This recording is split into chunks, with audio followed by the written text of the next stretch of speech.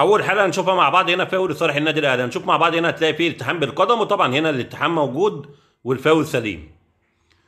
نروح للحاله اللي بعديها وهنا فاول على لاعب الاهلي. هنشوف مع بعض هنا هتلاقي فيه استخدام باليد واللاعب ان هو بيشد لعيب المحله، طبعا هنا استخدام اليد موجود والفاول سليم.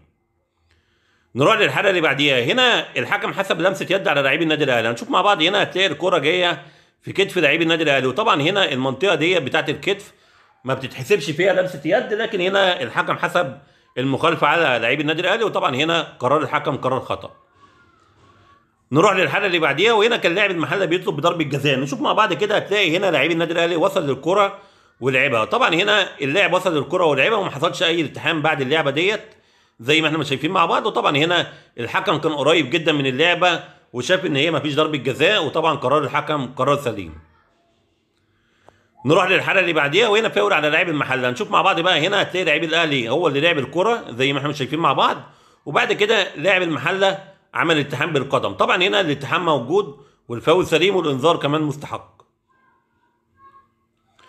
نروح للحاله اللي بعديها هنا فاول لصالح الاهلي. هنشوف مع بعض هنا هتلاقي لاعب المحله بيشد لعيب الاهلي زي ما احنا شايفين مع بعض، طبعا هنا الشد موجود والفاول سليم والانذار كمان مستحق.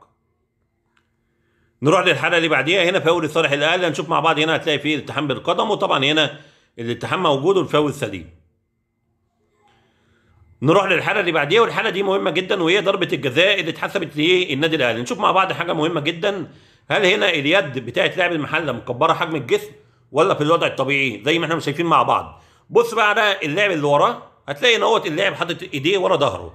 طيب لو اللاعب ده ايده ورا ظهره ومش مكبره حجم الجسم والكره جت في اليد ما تتحسبش ضربه جزاء، لكن بالوضع ده هنا اللاعب مكبر حجم الجسم، فطبيعي الكره اول ما هتيجي في اليد زي ما احنا شايفين مع بعض هتبقى ضربه جزاء زي ما احنا شايفين مع بعض. ادي هنا اهوت اليد مكبره حجم الجسم، طبعا هنا ضربه الجزاء سليمه وقرار الحكم قرار سليم. نروح للحاله اللي بعديها والحاله دي برده مهمه جدا. هنا الحكم حسب تسلل على لاعبي النادي الاهلي. لما نشوف مع بعض كده هتلاقي مفيش تسلل، لاعب المحله مغطي لاعبي النادي الاهلي، والكره دي كانت انفراد لصالح النادي الاهلي وكانت فرصه احراز هدف، لكن طبعا طالما مفيش فار فهنا خلاص الحكم بياخد القرار وبناء عليه حكم الساحه بينفذ قرار حكم الرايه. نروح للحاله اللي بعديها وهنا لمسه يد على لاعب المحله. هنشوف مع بعض هنا هتلاقي الكره جايه في اليد، وطبعا هنا لمسه اليد موجوده وقرار الحكم قرار سليم.